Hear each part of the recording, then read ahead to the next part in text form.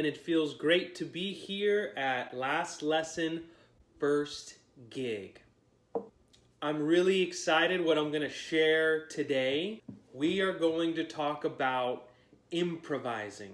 If you have aspirations to become a great musician, then you have aspirations to become a great improviser.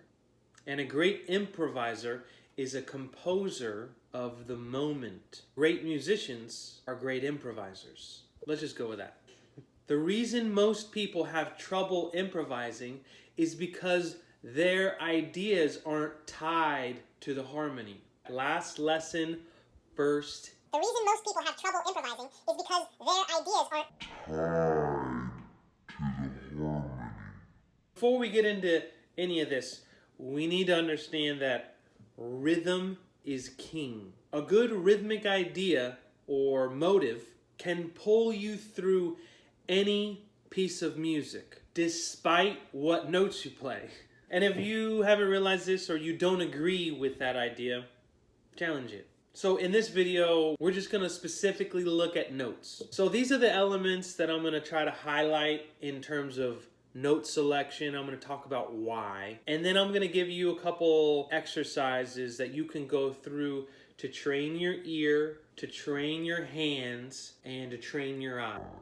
Okay, and hopefully all of that you'll be able to think, create a kind of model in your brain where you'll be able to think about musical ideas that are tied to the harmony. And I'll also explain why that's important. Last lesson, first.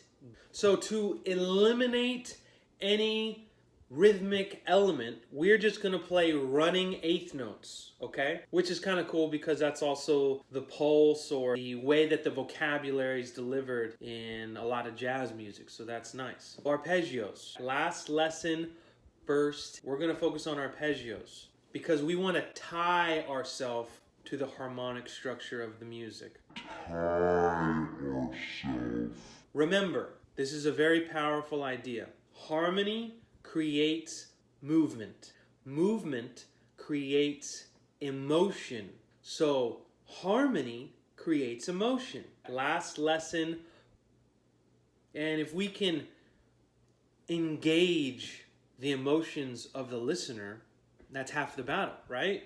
First gig. So let's think of it like this. An emotive melodic figure is one that is also harmonic in nature. Okay, so let's put this through some progressions. Does a circle of fifths progression sound good to you? Perfect. I like it. Last lesson, we're going to use that. Now, what we want to do is we want to prioritize the exchange of the third and the seventh from one chord to the other. And I say exchange because they're going to switch places and have a little bit of movement. Now, what we want to do is we want to prioritize the exchange of the third and the seventh from one chord to the other. And I say exchange because they're going to switch places and have a little bit of movement. Last lesson. I like to hear this as a cascading effect. Let's bring it to context. So let's think about C7, F7, B flat 7, something like this. Okay, so let's bring it to context. Grab a pencil and paper and scribble this down. Or maybe take a screenshot.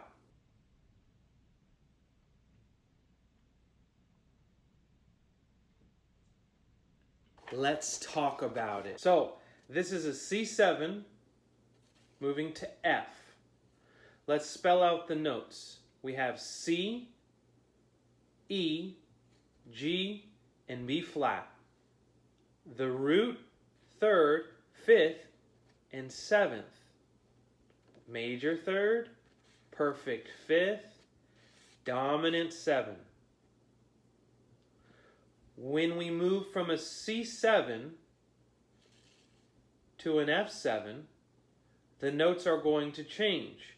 We have a F, A, C, and E flat, which is the root, third, fifth, seventh.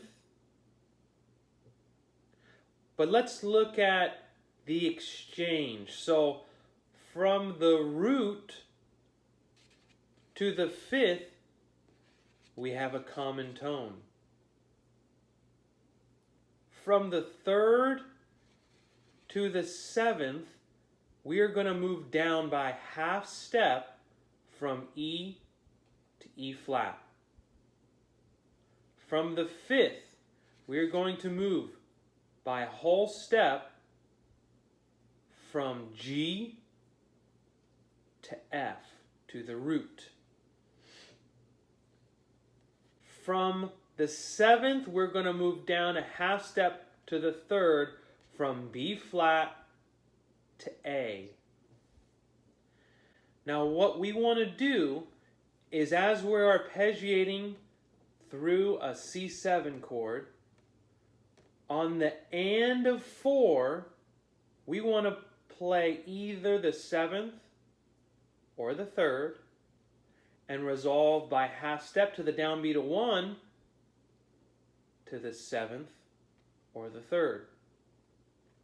So we're playing 1 and 2 and 3 and 4, 7, 3 and 2 and... Does that make sense? Or 1 and 2 and 3 and 4 and on the 3rd, 1. E to E flat. Okay, so I made a little arpeggio practice for you in the description. So let's hear what that exchange is going to sound like. Here's a C7. 1 and 2 and 3 and 4 and 1. Okay? Now I'll play through the arpeggio. 2 and 1. Let's do it again.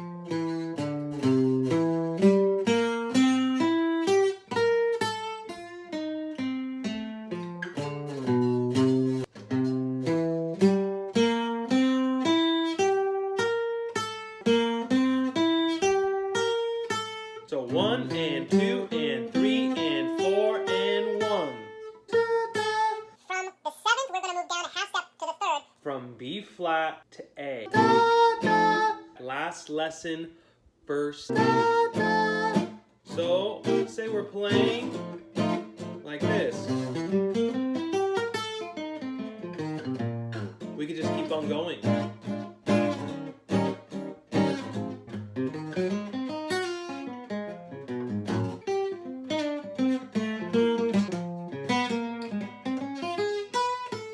Last lesson, first gig.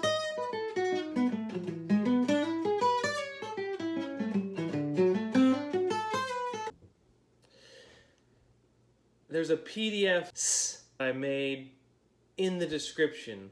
You can practice. To me, it has kind of like this cascading effect from the 3rds and the 7ths and things. 8th notes, arpeggios, 3rds and 7ths. Last lesson, first improvising, composer of the moment. Think about musical ideas that are tied to the harmony. 8th notes, arpeggios, 3rds and 7ths. Last lesson, first gig, because we want to tie ourselves to the harmonic structure of the music. Harmony creates movement. Movement creates emotion. Harmony creates emotion. Thank you so much. Put it through the pace. Thanks, enjoy.